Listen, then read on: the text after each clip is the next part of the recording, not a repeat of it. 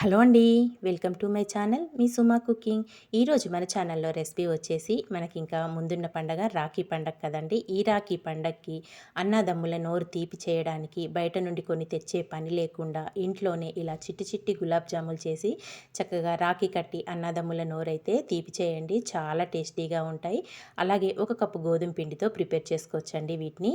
దానికోసం ఇక్కడ ఒక కప్పు వరకు నేను గులాబ్ జామ్ పిండిని తీసుకొని ఒక బౌల్లోకి వేసుకున్నాను. ఇందులోనే ఒక కప్పు వరకు గోధుమ పిండి కూడా వేసుకోవాలి. మనము ఏ కప్పుతోనైతే గోధుమ పిండి తీసుకున్నామో అదే కప్పుతో గులాబ్ జామ్ పిండి కూడా తీసుకోవాలి. రెండు ఈక్వల్గా తీసుకొని ఒక బౌల్లోకి వేసుకున్నాక రెండింటిని బాగా మిక్స్ చేసేసుకొని రెండు పిండిల్ని తర్వాత దీంట్లోకి కాచి చల్లార్చిన పాలు కొద్ది కొద్దిగా యాడ్ చేసుకుంటూ మనము చపాతీకి అయితే ఎలా కలుపుకుంటామో పిండి ముద్దని ఆ విధంగా సాఫ్ట్గా కలిపేసుకోవాలి. చూసారు కదా, ఈ విధంగా కలుపుకున్నాక ఒక టేబుల్ స్పూన్ వరకు నెయ్యి వేసేసుకొని మళ్ళీ ఇదంతా బాగా కలుపుకోవాలి. మనము నెయ్యి వేసుకొని కలుపుకోవడం వల్ల గులాబ్ జామ్ చేసుకొని చక్కగా డీప్ ఫ్రై చేసేటప్పుడు గులాబ్ జామ్ అనేది పగిలిపోకుండా చక్కగా సాఫ్ట్గా వస్తుందండి.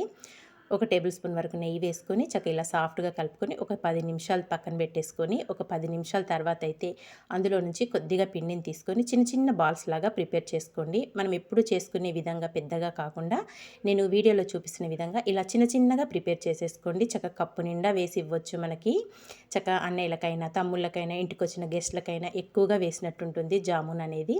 అన్నీ ఇలా ప్రిపేర్ చేసుకొని పక్కన పెట్టేసుకున్నాక స్టవ్ పైన డీప్ ఫ్రైకి ఆయిల్ పెట్టేసుకోవాలి. ఆయిల్ వేడయ్యాక మనం ప్రిపేర్ చేసుకున్న చిన్న చిన్న గులాబ్ జామున్ లాగా చేసుకున్నాం కదా, వాటిని ఆయిల్లో వేసేసుకొని చిన్న మంట మీద మంచి కలర్ వచ్చే వరకు డీప్ ఫ్రై చేసుకోవాలి. పెద్ద మంట మీద పెట్టి ఫ్రై చేసుకుంటే పైకి కలర్ వచ్చేసి లోపల అనేటివి చక్కగా కుక్ అవ్వండి. చిన్న మంట మీద పెట్టి అటు ఇటు కలుపుకుంటూ మంచి కలర్ వచ్చే వరకు డీప్ ఫ్రై చేసుకోవాలి. చూసారు కదా, ఈ విధంగా మంచి కలర్ అనేది రావాలి.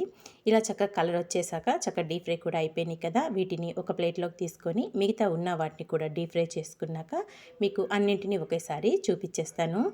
చాలా సింపుల్గా చేసుకోవచ్చండి. జ్యూసీగా చాలా బాగుంటాయి. మనం గోధుమ పిండితో చేసామన్నట్టు కూడా ఎవరికీ తెలీదు. అంత జ్యూసీగా వస్తాయి. అన్నీ డీప్ ఫ్రై చేసుకొని పక్కన పెట్టేసుకున్నాక ఇంక ఇప్పుడు పాకం అయితే ప్రిపేర్ చేసుకుందాము. ఒక వెడల్పు బౌల్ తీసుకొని దాంట్లోకి ఒక కప్పు వరకు పంచదార వేసుకోండి. ఒక కప్పు పంచదారకి ఒక కప్పు వరకు వాటర్ యాడ్ చేసుకోవాలి. పంచదార అనేది మీరు తినే స్వీట్ని బట్టి వేసుకోండి. వాటర్ కూడా యాడ్ చేసేసుకున్నాక ఇంకా స్టవ్ పైన పెట్టేసుకొని పంచదార కరిగేదాకా కలుపుకుంటూ కొద్దిగా దీంట్లో ఇలాచి పొడి వేసుకోండి. ఫ్లేవరు టేస్ట్ రెండు బాగుంటాయి జామున్కి మనకి. ఇదంతా మనం ఇలాచి పొడి వేసుకున్నాం కదా, కలుపుకుంటూ మనకి కొంచెం లైట్గా తీగ పాకం వస్తే సరిపోతుందండి. ఇక్కడ తీగ పాకం అనేది ఆల్రెడీ వచ్చేసింది. ఇంక ఇప్పుడు స్టవ్ ఆఫ్ చేసేసుకొని గోరువెచ్చగా ఉన్నప్పుడు పాకంలో మనం ప్రిపేర్ చేసి పెట్టుకున్న ఈ చిట్టి చిట్టి గులాబ్ జాములన్నీ వేసేసుకోవాలి. ఇలా వేసేసుకొని ఇవన్నీ ఒక్కసారి కలుపుకొని ఒక 15 నిమిషాలు మూత పెట్టుకొని పక్కన పెట్టుకున్నామంటే గులాబ్ జాములు ఆ జ్యూస్ అంతా పీల్చుకొని జ్యూసీగా తింటుంటే భలే ఉంటుందండి. మనకి అన్నయ్యలకైనా తమ్ముళ్ళకైనా రాఖీ కట్టి 1-2 కాదండి, కప్పు నిండా ఇలా గులాబ్ జాములు వేసి పెట్టండి. చాలా బాగుంటాయి. అది కూడా ఇంట్లో ప్రిపేర్ చేసుకున్నాం కదా గోధుమ పిండితోని, చాలా టేస్టీగా ఉంటాయి. ఒక 15 నిమిషాల తర్వాత అయితే మీకు చూపిస్తున్నాను. చూసారా, సాఫ్ట్గా నానిపోయినాయి పాకంలో. ఇలా నానిపోయాక ఒక ప్లేట్లోకి అయితే సర్వ్ చేసేసుకోవడమేనండి. ఒకటి చూపిస్తాను చూడండి ఎంత జ్యూసీగా వచ్చిందో. ఇంకా ఇవన్నీ ఒక ప్లేట్లోకి అయితే సర్వ్ చేసేసుకోవడము. ఇంతేనండి, చాలా సింపుల్గా టేస్టీగా ఈ రాఖీ పండగకి చక్కగా నేను చూపించిన విధంగా ఇలా చిట్టి చిట్టి గులాబ్ జాములు చేసి అయితే అన్న తమ్ముళ్ళ నోరైతే తీపి చేసేయండి. మరి వీడియో మీకు నచ్చిందా? నచ్చితే మీరు కూడా తప్పకుండా ట్రై చేశాక ఎలా వచ్చిందో కామెంట్ చేయండి ఫ్రెండ్స్. Thank for watching.